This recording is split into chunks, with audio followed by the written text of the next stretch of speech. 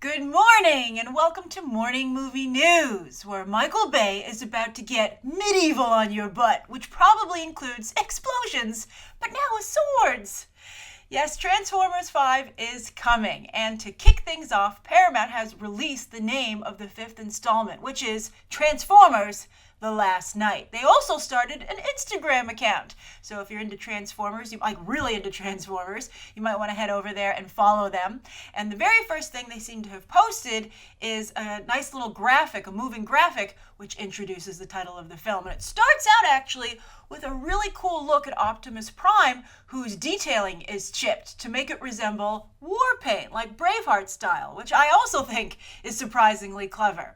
But what interests me the most about all this, we'll get into what the last night could mean in just a moment, but what really interests me about this the most is that this shows the kind of planning and storytelling techniques that you see so much in comic books, not so much in mainstream movie making. And that's probably coming from the fact that they have a couple of comic book writers in their Transformers think tank, including Brian K. Vaughan. As you might recall, Robert Kirkman left. Maybe before he left, he was like, let's do Transformers the Last Night.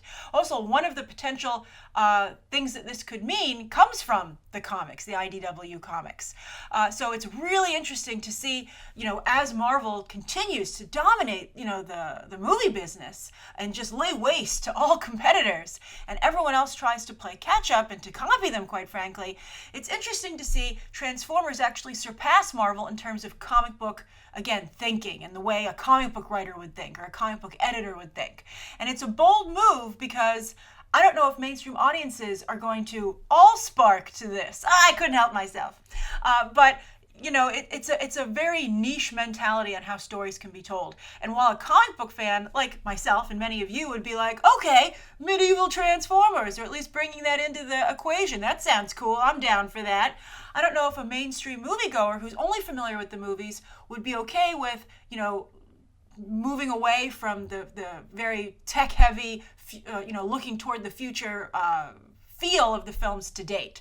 But I think that the Transformers movies need to change something anyway, because while they continue to join the $1 billion club, they increasingly get all of their money from overseas. Their domestic numbers are dropping, and that's, I think, a very worrisome sign for Paramount, which is why they're, I think, doing these changes in addition to wanting to copy Marvel.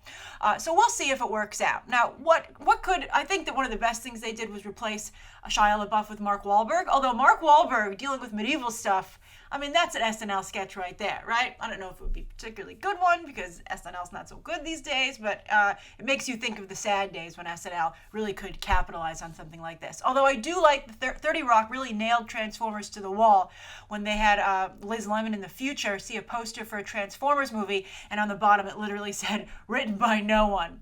And I think they're trying to have to live that down. Now they can say, written by a think tank of some of the best writers working today, like Michael Chabon. I can never pronounce his name, but he's on there as well, which is kind of a weird choice. But anyway, there are two things that this could mean, right? So there's the Knights of Temenos, which is actually something that has become Lockdown's ship. And of course, we saw Lockdown and his ship in Age of Extinction, aka Transformers 4. And I actually liked Lockdown quite a bit. And his ship was very cool. His ship really had a lot to do with the movie, and they had some big scenes take place there.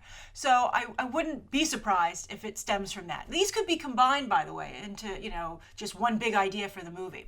But, it's hard, it's really hard when you don't know the mythology of something. Like Harry Potter, you're always like, I think there's more going on here, but the movie didn't bother to do it, but I think people who read the books know about it. And I think that, one of the best examples I've seen of something being adapted to a different medium and being very accessible would have to be, I'd give Hunger Games second place, like runner-up, but first place would be Game of Thrones. I'm sure many of you, I'm covering it now, and I really like hearing from people who read the books in the comment section what you're getting out of it, which is so different than I think what others are getting out of it. But, you can't have a really hit franchise if people have to read the source material to enjoy it. I would say that almost all the people who watch Marvel movies, like 80% of them, don't read the comics. So it's very interesting indeed. But Transformers, I think they do a bad job setting up their mythology for newbies. So, a lot of the times you're just like, I like explosions. I like to see Mark Wahlberg run around Asia and run away from giant robots. And I liked when, we had the Dinobots show up. That was awesome. So you have to be able to enjoy these movies on different levels. But if they're going to get mythology heavy, they're going to have to, have this think tank do a little bit of a better job establishing it so everyone can follow along. But anyway, lockdown's ship, so that probably is crucial to the storyline. But then also they're probably going to maybe bring the Knights of Cybertron into the story. I wonder how many people are like just having their eyes gloss over and they're like, to the next annotation, please. I'm in the video description, the next chapter. But this is important, or at least Paramount hopes it is. But anyway, the Knights of Cybertron are the first Autobots, and they were the guardians of the Allspark. And I wonder how that differs from the Seven Primes that we saw in Transformers 2 and that crazy weird flashback sequence when Shia LaBeouf saw the Transformers gods, like in Transformers Heaven. This series has some problems, but I still think it's fun, and I'll be curious to see if they can course correct this late in the game, without rebooting. All right, so that's the first story of the day, and I'm very curious to hear your thoughts on it. And how many of you are now following Transformers on Instagram? All right, so the second story of the day, this is a tough one. Tom Hiddleston is now become the frontrunner to be the new James Bond. Why is that? Why does everyone feel that he has such a good shot at it? Well, he does from a gambling perspective. In fact, as you might have seen, yesterday in London, they love to bet on things. And one of the things they've been betting on and taking bets on is who's going to be the next James Bond.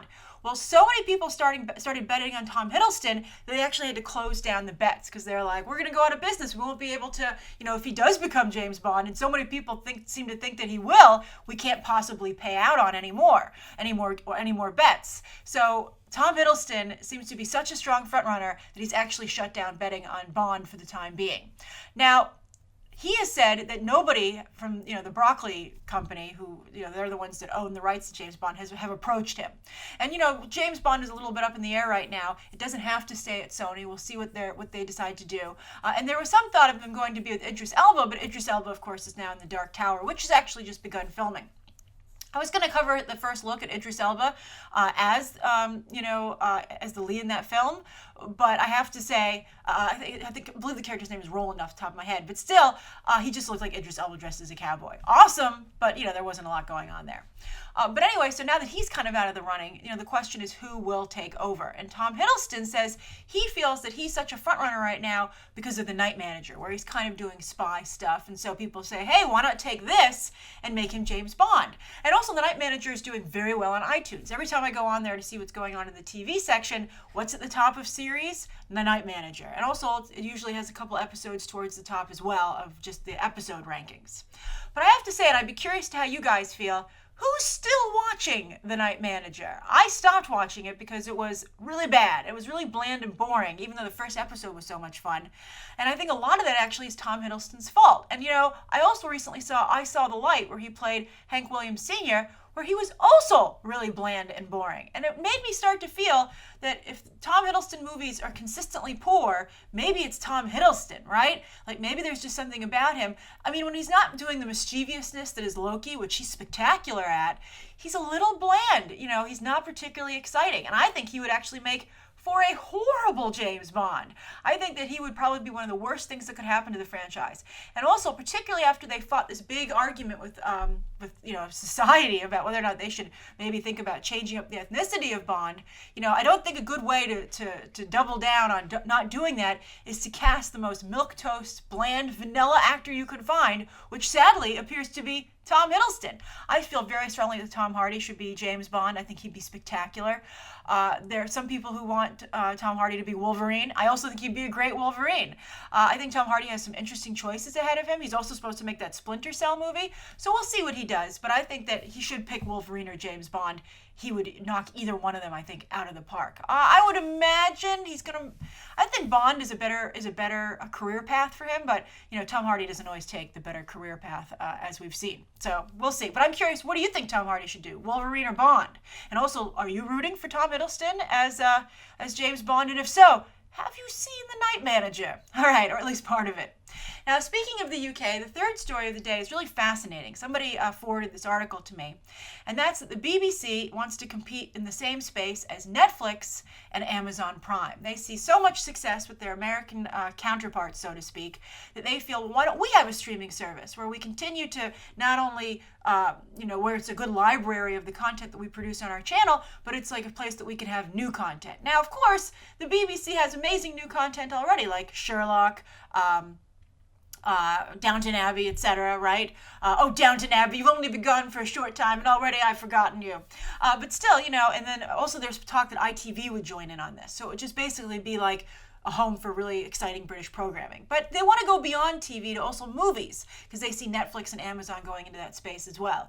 Not too successfully so far, but I guess, the BBC doesn't want to lose too much ground, so they want to just get on this track. And also, this isn't something that's starting like tomorrow. This is just a report of something that's being discussed over there. So the BBC is going to have something called this streaming service called Britflix, which to me seems like fighting words, or I guess more specifically, a fighting word, because that's so similar to Netflix. Now, of course, you can't copyright flicks, right? Flicks is just a common expression for movies, so Netflix just kind of stuck. So we'll see. I mean, it's like Coca-Cola and Pepsi compete with each other, but they're very different sounding names. It would be like if Coca-Cola came around and someone was like, I'm going to be called like Mocha-Cola or something. Just like change one basic word, and you're like, what? So, but I have to say, I've been very interested in Britflix. I think it should be available in the US. There was no mention as to that, but I can't imagine that it wouldn't be, because Netflix and Amazon are obviously in the UK space. So I think that the BBC wants to continue its global branding. It's doing very well worldwide. In fact, the BBC has become such a popular brand that they actually have that theme park coming up that we've discussed, where they're partnering with Paramount. And I ask you, what US channel, network or cable, do you think, and also basic cable or subscribe or whatever, do you think could support a theme park here in America? I think that's amazing that the BBC, they have to partner with Paramount, sure, but that's absolutely amazing. They have Doctor Who, of course, another great franchise for them.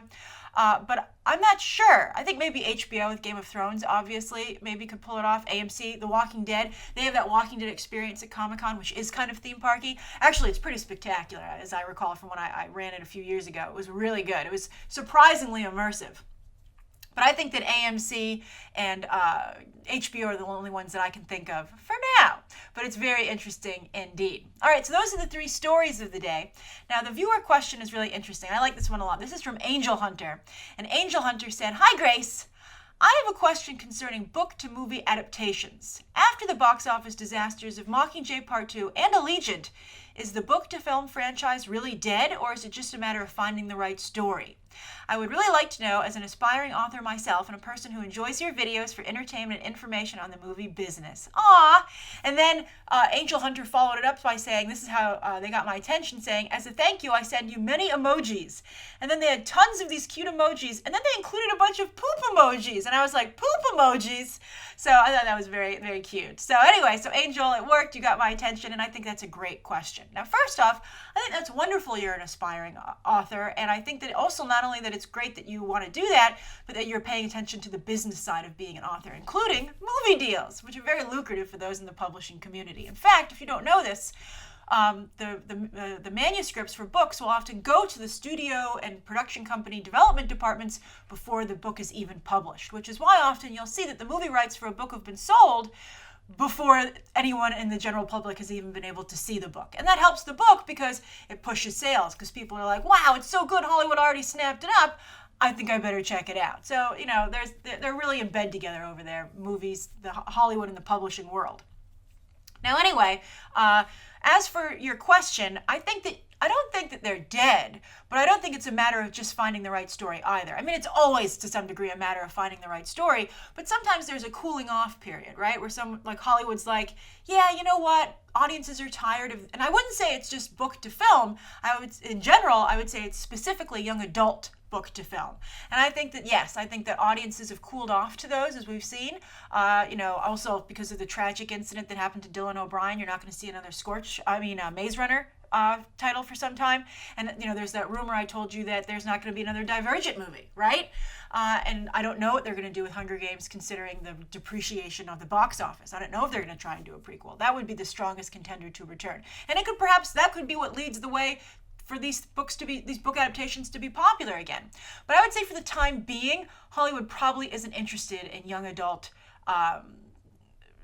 adaptations. Now that's just in movies. I'd like to point out that on TV, it's doing very well. Shannara Chronicles just got a second season on MTV. Mortal Instruments on the new ABC Family that they just rebranded, and also Lemony Snicket is going to Netflix. So there is a space for young adult books in Hollywood, but it's just no longer the big screen.